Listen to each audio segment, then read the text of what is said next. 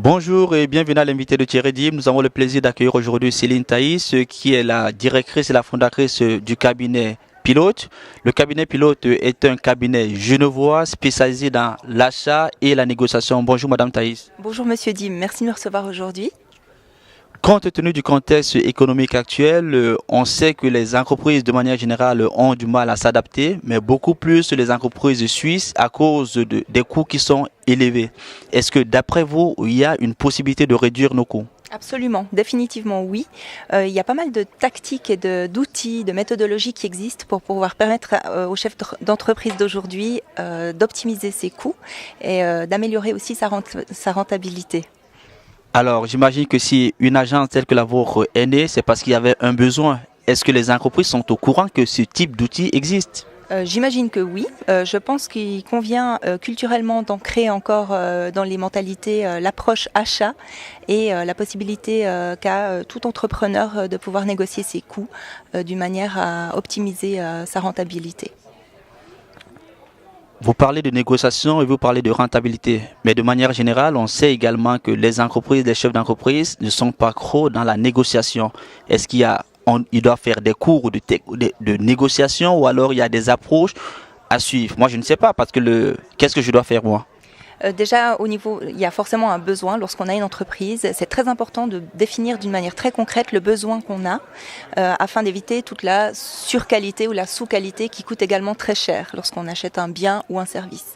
Par après, effectivement, il y a une démarche d'appel d'offres qui doit être faite d'une manière professionnelle, de manière à optimiser à chaque étape l'aspect financier, mais aussi l'aspect procédural parce que ça coûte les procédures pour une entreprise.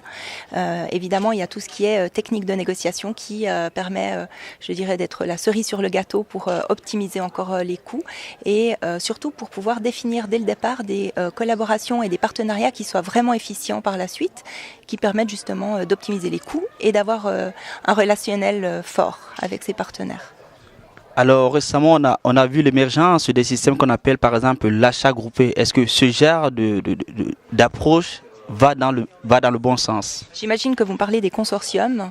Effectivement, pour certains segments d'activité, ça peut être quelque chose d'intéressant. D'une manière générale, c'est vrai qu'en Suisse, on a encore un petit peu cette culture du secret. Chaque entrepreneur aime bien gérer ses affaires en interne. Je pense que ça, c'est à voir au cas par cas. Mais effectivement, dans certaines circonstances, ça peut être quelque chose d'intéressant en termes de coûts. En d'autres termes, vous voulez nous dire que une entreprise A devrait peut-être voir avec son concurrent pour se mettre ensemble pour acheter certaines prestations? Absolument. D'ailleurs, en fait, actuellement, l'économie est en train d'être, d'une manière générale, un petit peu bouleversée par rapport à ces approches. On n'est pas sans savoir que certains conseillers d'État favorisent une certaine collaboration entre les différents silos.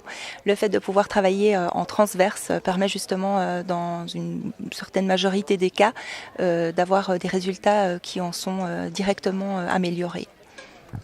Nous remercions Madame Thaïs pour ces explications. Nous vous donnons rendez-vous très prochainement avec un nouvel invité. Au revoir.